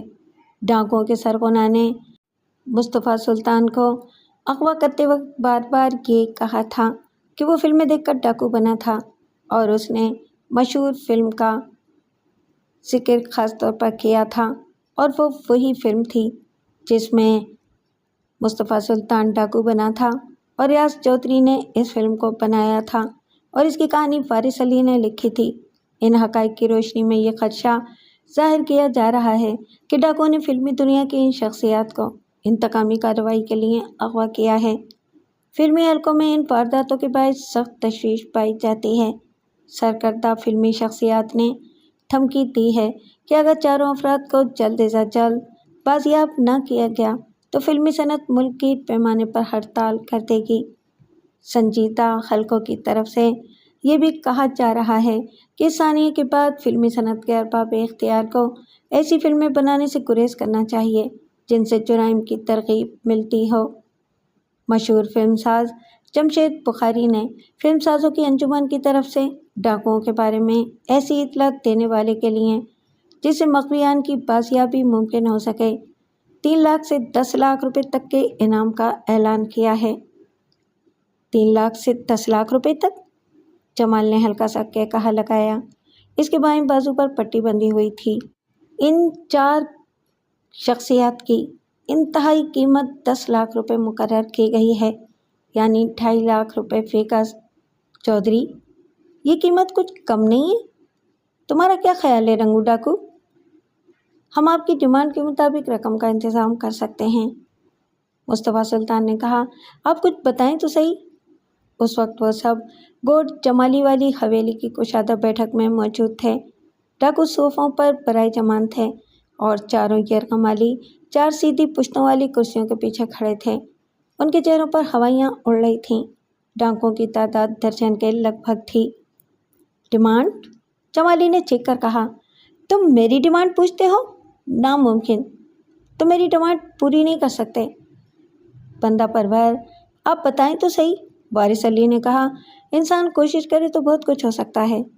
میں تو غریب آدمی ہوں، مگر یہ حضرات دولت مند ہیں اور آپ جانتے ہی ہیں کہ دولت سے بہت کچھ خریدا جا سکتا ہے۔ जमाली ने आगे बढ़कर मुसन्निफ का गिरेबान पकड़ लिया। बोला, मुंशी वारिस अली, मुझे अपनी ज़िंदगी के 18 साल वापस चाहिए। 18 साल पहले मैं एक नापुख्ता जहन का लड़का था। फिल्मों को ज़िंदगी के मसाइल हल करने का ज़रिया समझता था। तुम्हारे लिखे हुए मकालमों को नविश्ताए आसमानी समझता था। इस हीरो को अपना आइडियल समझता था। उसने मुसन्निफ का गिरेबान छोड़कर सुपरस्टार का गिरेबान पकड़ लिया। उसकी एक एक हरकत की नकल करने को मैं बाइस फ़ख्र समझता था। इसने फिल्मों में जुर्म के खिलाफ आवाज़ उठाई और डाकू बन गया, और मैं इसकी नकल करते हुए हकीकी ज़िंदगी में डाकू बन गया। इस फिल्मी डाकू को माशरे में इज़्ज़त की नज़रों से देखा जाता है, लेकिन इसकी चरबे को यानी मुझे हिकारत की नज़रों से देखा जाता है। क्यों रियाज चौधरी, ये मुनाफिकत क्यों है? शहाबुद्दीन, तुम्हारी हिदायतकारी क्या कहती है? 18 साल पहले मैं एक मासूम नौजवान था। तुमने मुझे डाकू बना दिया। मैं दोबारा वो मासूम नौजवान बनना चाहता हूँ। बताओ, कौन मेरी ज़िंदगी के 18 साल वापस लौटा सकता है? कौन मेरी पेशानी से डाकू का लेबल उतार कर मुझे मुआशरे में बाइज़्ज़त मकाम दिला सकता है? तुम में से कौन है जो मुझे पुलिस की गोलियों से और फांसी के फंदे से बचा सकता है? यह है मेरी डिमांड। बताओ, तुम में से कौन ये डिमांड पूरी कर सकता है? जमाली साहब, हम हुक्काम से इस सिलसिले में बातचीत कर सकते हैं, रियाज चौधरी ने कहा। आपकी बाइज़्ज़त बरियत के लिए कोशिश कर सकते हैं। आप हमें मौका तो दें। तुम मौका परस्त और मुनाफिक हो, जमाली ने कहा। तुम झूठ बोलते हो। तुम्हें इस मुसीबत से निकलने के लिए रास्ता चाहिए। तुम मुझे बाइज़्ज़त मकाम देने पर तैयार नहीं हो। ये बात नहीं है, आप आजमा कर तो देखें। क्या तुम मुझे अपनी बेटी का रिश्ता दे सकते हो? रियाज चौधरी घबरा कर बोला, मेरी सब बेटियों की शादी हो चुकी है, वरना मैं कोई तामुल न करता। बिरल, जमाली ने अपने साथियों की तरफ देखा। बख्तियार, इधर आओ मेरे पास। वो दोनों डाकू फिलफौर अपनी जगह से उठकर जमाली के सामने पहुंच गए। बोलो उस्ताद, क्या काम है? तुमने इस शख्स का बंगला तो देखा ही हुआ है, जमाली ने रियाज चौधरी की तरफ इशारा किया। तो आदमी अपने साथ ले लो और आज ही रवाना हो जाओ। वहाँ जाकर इसकी बेटियों के बारे में पता करो। अगर इसकी कोई बेटी गैर शादीशुदा हो तो उसे इज्जत से यहाँ ले आओ। निकाह यहाँ मिल जाएगा। रियाज चौधरी ने घबरा कर दोनों हाथ जोड़ दिए। बोला, मैं आपकी मिन्नत करता हूँ, मेरे घर किसी को न भेजें। डाकुओं ने जोरदार के कहल लगाया। जमाली ने अपने साथियों को खामोश होने का इशारा किया और गैर कमालियों की तरफ मुतवज्जा होते हुए बोला, मैंने तुम लोगों को किसी तावान के लिए अगवा नहीं किया। मैं तुम्हें तुम्हारे जुर्म की सज़ा देना चाहता हूँ। मसला हल हो चुका है। तुम चारों बराबर के शरीक हो। ताहम बड़ा मुजरिम फिल्मसाज है। फिल्मसाज मुसन्निफ से ऐसी कहानियाँ लिखवाता है जो नौजवानों के जहनों पर बुरा असर डालती हैं, लेकिन मुसन्निफ पाबंद नहीं है। वो कहानियाँ लिखने से इनकार कर सकता है। इसी तरह हिदायतकार हिदायतकारी से और अदाकार अदाकारी से इनकार कर सकता है, मगर मामला भारी मुआवजे का है। उस्ताद, बात बहुत लंबी होती जा रही है, पीरल ने कहा। हम इस लाइन के आदमी नहीं हैं। जो कुछ करना है जल्दी कर डालो। हम कब तक इनके दाने पानी का इंतज़ाम करते रहेंगे? मिट्टू खान ने कहा, साईं बोलो तो हम अभी जाकर 4 कब्रों का बंदोबस्त करवा दें। तुम लोग ज़रा सब्र करो, जमाली ने कहा।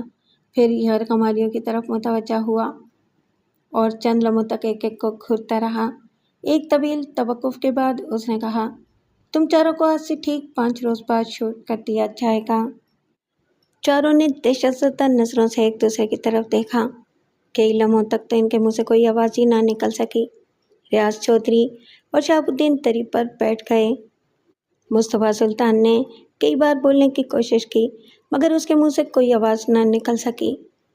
मुंशी, तुम अखबार के नाम एक ख़त लिखो, जमाली ने कहा, और इसमें इन बातों का मुख्तसर ज़िक्र करो जो मेरे और तुम्हारे दरमियान हुई हैं, लेकिन इस डेरे के बारे में किसी किस्म का कोई इशारा न देना, न ही हम में से किसी का नाम लिखना।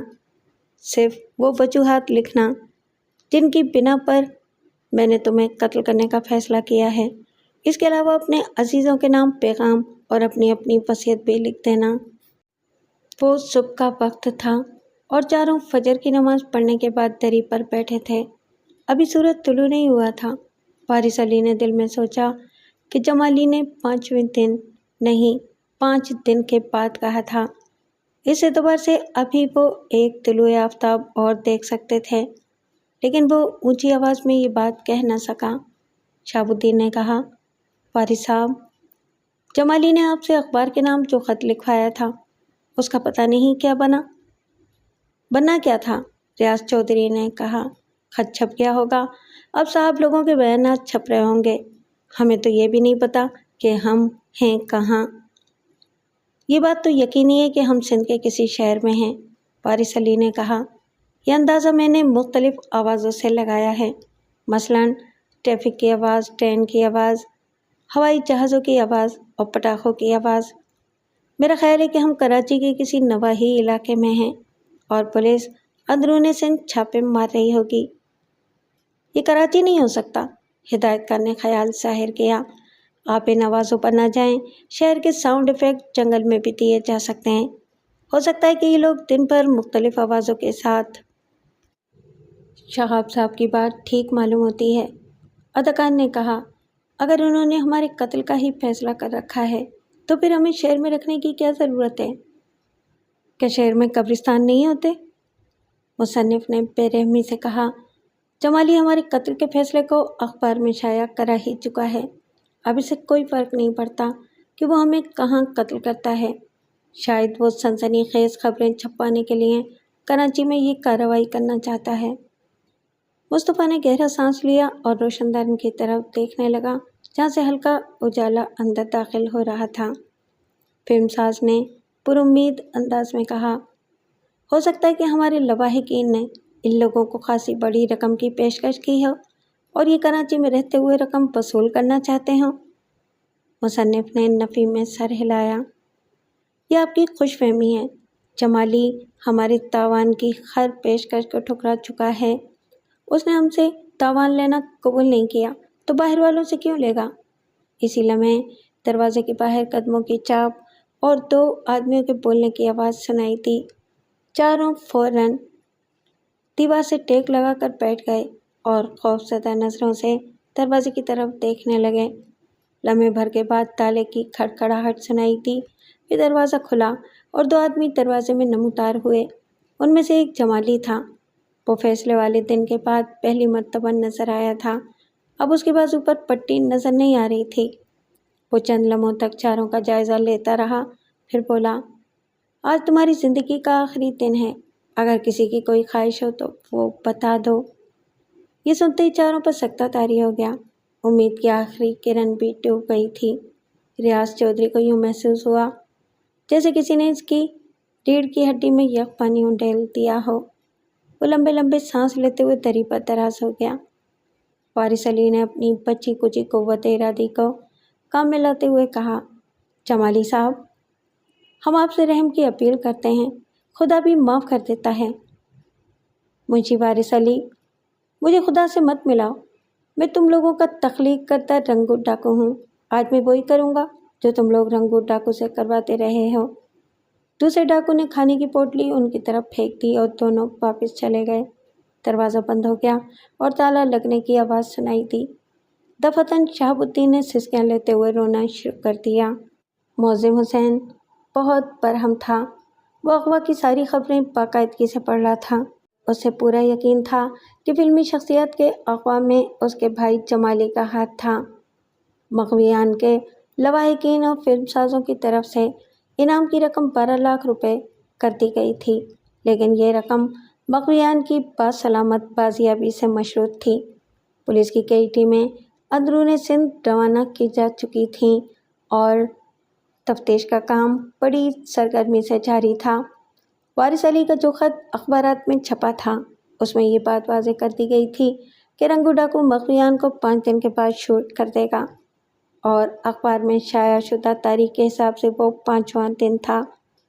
معظم حسین اپنے کمرے میں بے چینی سے ٹہل رہا تھا۔ اس وقت رات کے 10 بجے تھے اور اس نے اپنی بیوی کے اصرار کے باوجود رات کا کھانا نہیں کھایا تھا۔ دفتن دروازے پر دستک سنائی دی۔ معظم حسین تیزی سے دروازے کی طرف لپکا۔ باہر ان کی پڑوسن تھی جو چند روز پہلے لیا ہوا رسالہ واپس کرنے آئی تھی۔ معظم حسین شرمسار سا ہو کر پیچھے ہٹ گیا۔ میری سمجھ میں نہیں آتا کہ آج آپ کو کیا ہو گیا ہے، اس کی بیوی الطاف بانو نے کہا۔ آج آپ عجیب عجیب حرکتیں کر رہے ہیں، نہ آپ نے کھانا کھایا ہے، نہ آرام کیا ہے، اور نہ ہی آج آپ صحن کی بتی جلانے دیتے ہیں۔ آخر بات کیا ہے؟ آپ کو کس کا انتظار ہے؟ کسی کا نہیں، معظم حسین نے سختی سے جواب دیا۔ تم جا کر آرام کرو۔ اصل بات یہ تھی کہ 3:30 بجے جمالی نے اس کے دفتر فون کیا تھا اور کہا تھا کہ وہ 9 بجے کے بعد اس سے ملنے آئے گا۔ نیز یہ بھی کہا تھا کہ اگر خطرے کی کوئی بات نہ ہو تو وہ صحن کی بتی بند رکھے۔ اب معظم حسین بے چینی سے اس کا انتظار کر رہا تھا۔ پڑوسن کے جانے کے بعد 10 منٹ بعد دروازے پر دستک سنائی دی۔ معظم حسین ایک بار پھر لپک کر دروازے پر پہنچا۔ اس دفعہ اس کا اندازہ صحیح نکلا۔ باہر جمالی تھا۔ وہ حسب معمول فلیٹ ہیڈ اور سواری سوٹ میں ملبوس تھا۔ اس نے بھائی کو سلام کیا اور اپنی مخصوص شان سے چلتا ہوا اندر داخل ہوا۔ اس کے ہاتھ میں چمیلی کے پھولوں کا گجرا تھا۔ معظم بھائی، میں آپ سے آخری بار ملنے آیا ہوں، اس نے کہا۔ بھابھی کہاں ہیں؟ معظم حسین نے اس کی بات کو نظر انداز کرتے ہوئے پوچھا۔ مرتضیٰ، کیا ریاض چودھری اور مصطفیٰ سلطان وغیرہ کو تم نے اغوا کیا ہے؟ ہاں، جمالی نے اطمینان سے جواب دیا۔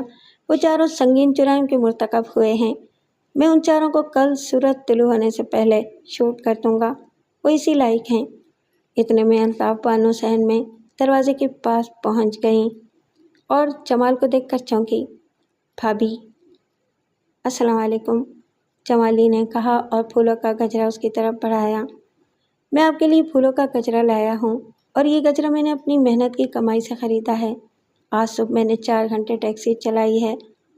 الطاف بانو نے اپنے شوہر کی طرف دیکھا اور تامل کرتے ہوئے گجرا لے لیا۔ معظم حسین نے گجرا اپنی بیوی کے ہاتھ سے جھپٹ لیا اور اسے واپس بھیجنے کے بعد جمالی سے بولا۔ مرتضیٰ، میری بات سنو، اگر تم مجھے اپنے بھائی سمجھتے ہو تو ان چاروں آدمیوں کو فوراً رہا کر دو۔ معظم بھائی، میں آپ کو اپنا چہرہ دکھانے آیا تھا۔ میں نے آپ کو دیکھ لیا، آپ نے مجھے دیکھ لیا، اتنا ہی بہت ہے۔ وہ واپس مڑا۔ میں آپ کو اپنا بھائی ضرور سمجھتا ہوں، مگر آپ کی یہ بات نہیں مان سکتا۔ لوگ یہ ایسے مجرم ہیں جن کو قانون سزا نہیں دے سکتا۔ معظم حسین نے جمال کو کندھے سے پکڑ کر پیچھے کھینچا اور غصے سے کہا۔ مرتضیٰ، میری بات مان لو، اس میں تمہاری بہتری ہے، قانون نافذ کرنا تمہارا کام نہیں ہے۔ جمالی نے خدا حافظ کہا اور دروازہ کھول کر باہر نکل گیا۔ معظم حسین نے پھولوں کا گجرا ایک طرف پھینک دیا اور دروازے سے سر نکال کر جمال کی طرف دیکھنے لگا۔ ساتھ ہی اس نے بایاں ہاتھ باہر نکال کر کسی اندھے کے شخص کو آگے آنے کا اشارہ کیا۔ اس اشارے کے ساتھ ہی ایک چاکلیٹی رنگ کی ٹویوٹا کرولا جو کچھ فاصلے پر کھڑی تھی حرکت میں آ گئی اور آہستہ آہستہ دروازے کی طرف بڑھی۔ معظم حسین جلدی سے باہر نکلا اور کرولا کا دروازہ کھول کر پچھلی سیٹ پر بیٹھ گیا۔ اس اثنا میں جمالی کچھ فاصلے پر کھڑی گرے رنگ کی نسان سنی میں بیٹھ چکا تھا۔ اس نے عقب نما آئینے میں معظم حسین کو ٹویوٹا کرولا میں بیٹھتے دیکھا اور سر ہلاتے ہوئے اپنی کار کو گیئر میں ڈال دیا۔ ڈی آئی جی کرائمز نے گرم جوشی کے ساتھ ابراہیم علی ہاشمی سے ہاتھ ملایا، خیریت پوچھی اور پھر اس کے ان 2 ساتھیوں کی طرف دیکھنے لگا جو اس کے لیے اجنبی تھے۔ ابراہیم ہاشمی نے تعارف کراتے ہوئے کہا، یہ مشہور ڈاکو مرتضیٰ جمالی کے بڑے بھائی معظم حسین ہیں۔ اوہ، ڈی آئی جی نے آنکھیں پھیلائیں۔ میں اس تعارف پر ہمیشہ ندامت محسوس کرنے لگتا ہوں، معظم حسین نے کہا، حالانکہ اصولی طور پر مجھے ایسا محسوس کرنا چاہیے کیونکہ مرتضیٰ کی برائیوں میں میرا کوئی حصہ نہیں ہے۔ میں نے اس پر ہمیشہ لعن طعن کی ہے اور اسے اس برائی سے باز رکھنے کی پوری کوشش کی ہے۔ میں ایک غریب آدمی ہوں، معمولی تنخواہ پاتا ہوں، میرے وسائل محدود ہیں۔ اس کے باوجود میں نے کبھی مرتضیٰ کے ہاتھ سے ایک پیسہ لینا گوارا نہیں کیا۔ گزشتہ دنوں میری بیٹی کی شادی تھی اور مجھے پیسوں کی شدید ضرورت تھی۔ شادی سے چند روز پہلے مرتضیٰ میرے پاس آیا اور مجھے 1.5 لاکھ روپے دینے چاہے، मगर मैंने वो रकम इसके मुंह पर मार दी और उसे थप्पड़ मारकर घर से निकाल दिया।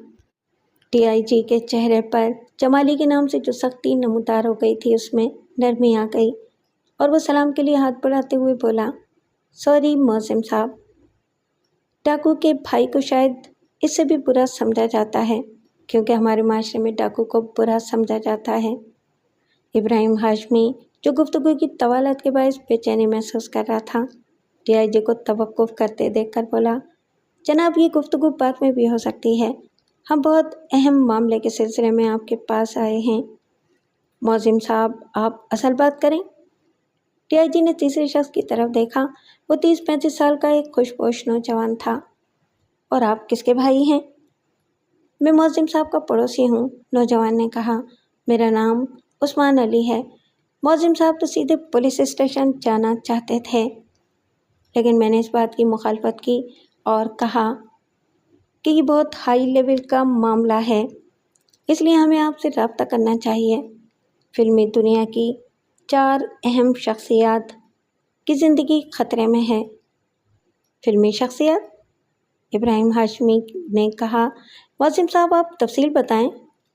मौज़िम हुसैन ने जमाली के फ़ोन और मुलाकात का जिक्र करने के बाद कहा, मुझे शक था कि चारों अफराद को मुर्तज़ा ने अगवा किया है, क्योंकि वो रंगू डाकू के किरदार से बहुत मुतासिर था। आज जब उसने मुझे फ़ोन किया तो मैंने मुलाकात की ख्वाहिश ज़ाहिर की। मैंने उसका ताक़ुब करने और उसका ठिकाना मालूम करने का फ़ैसला किया। मेरे पास चूँकि गाड़ी नहीं है, इसलिए मैंने उस्मान साहब से ताउन करने की दरख्वास्त की। ये फ़ौरन राज़ी हो गए। मुर्तज़ा 10:05 पर मुझसे मिलने आया और मेरे पूछने पर बताया कि फिल्मी शख्सियत को उसी ने अगवा किया है। नेज़ ये भी कहा कि कल सुबह सूरज तुलू होने से पहले चारों को शूट कर देगा। मैंने उसे दरवाजे से ही लौटा दिया और जब अपनी गाड़ी में रवाना हुआ तो हम, यानी मैं और उस्मान साहब, उसके पीछे लग गए।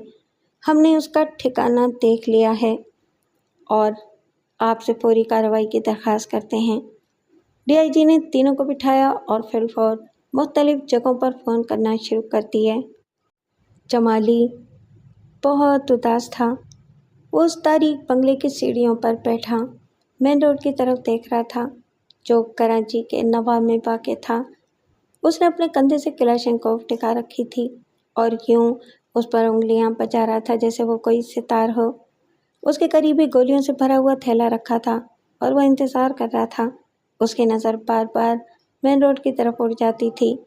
उस वक्त बंगले में उसका कोई साथी नहीं था। बंगले के एक कमरे में मखवियान बंद थे। जमाली को कई बार ख्याल आया कि वो दरवाज़ा खोले और एक ही बस्ट में चारों को छलनी कर दे, मगर उसने हर बार इस ख्याल को जहन से निकाल दिया। वो दिलेर आदमी था। उसने कभी किसी निहत्थे शख्स पर गोली नहीं चलाई थी। रात धीरे धीरे गुजर रही थी। आसमान पर अनगिनत सितारे चमक रहे थे और जमाली इंतज़ार कर रहा था। कुछ देर बाद उसने जेब से एक कागज़ निकाल कर उस पर नज़र डाली।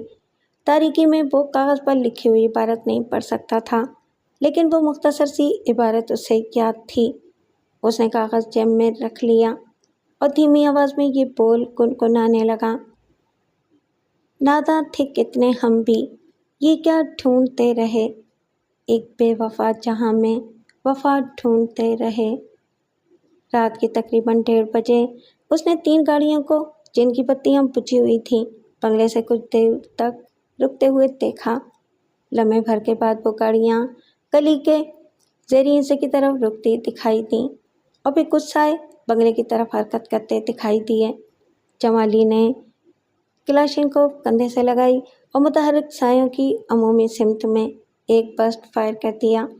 इसके साथ ही पूरा इलाका फायरिंग की आवाज़ से गूंज उठा। बंगले पर दाएं और बाएं दोनों तरफ से फायरिंग शुरू हो गई। जमाली सीढ़ियों से उठ गया और मुख्तलिफ पोजीशनों से जवाबी फायरिंग करने लगा। कभी वो दाएं तरफ वाली दीवार के ऊपर से फायर करता, कभी बाएं तरफ से और कभी गेट के ऊपर से। पुलिस ये समझ रही थी कि फायरिंग करने वाले 1 से ज़्यादा डाकू थे। ये सिलसिला पौन घंटे तक जारी रहा। पूरे इलाके में खलबली मच चुकी थी। पुलिस मेगाफोन पर लोगों को ये तलकीन कर रही थी कि वो घरों से बाहर न निकलें نے इस वक्फे से डाकुओं को ये वार्निंग दी जा रही थी कि वो हथियार डाल दें और ख़ुद को पुलिस के हवाले कर दें।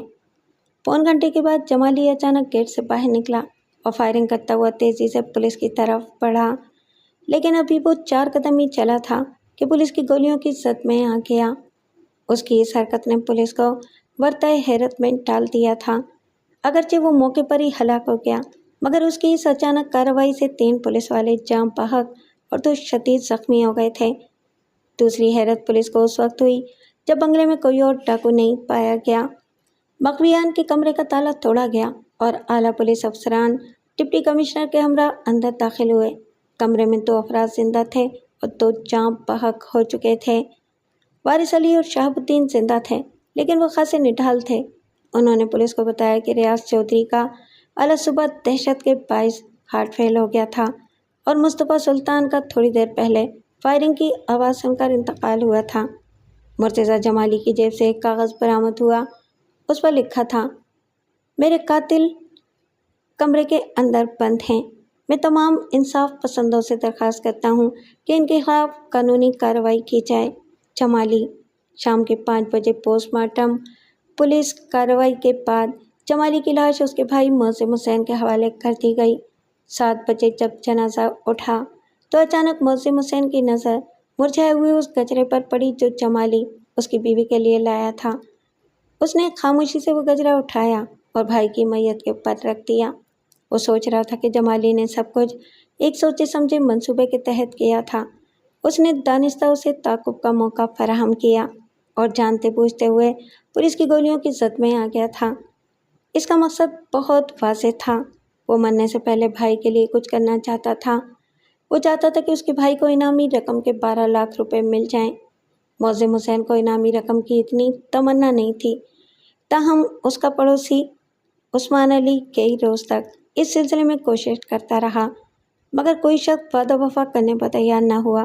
3 हफ्तों के बाद अखबार में एक छोटी सी सिंगल कालमी खबर शाया हुई। गुज़िश्ता दिनों फिल्मसाज़ों की अंजुमन ने 4 फिल्मी शख्सियात की बाजियाबी के सिलसिले में जमाली डाकू के भाई मोहसिन हुसैन का दावा मुस्तरद कर दिया है। याद रहे कि मज़कूरा अंजुमन ने मकवियान की बाजियाबी के सिलसिले में मदद देने वाले शख्स के लिए 12 लाख रुपए इनाम का ऐलान किया था। अंजुमन के एक तर्जुमान ने मोहसिन हुसैन का दावा मुस्तरद करते हुए कहा है कि अव्वल इनामी रकम मकवियान की बासलामत बाजियाबी से मशरूत थी और दोयम इन्हें ऐसे शवाहिद मिले हैं कि फिल्मी शख्सियात के अगवा में मोहसिन हुसैन का हाथ भी था। तर्जुमान ने हुक्काम बाला से ये मुतालबा किया है कि जमाली डाकू के भाई को गिरफ्तार करके उसके खिलाफ कानूनी कार्रवाई की जाए ताकि आइंदा कोई शख्स इनाम के लालच में ऐसी हरकत करने की जुर्रत न कर सके।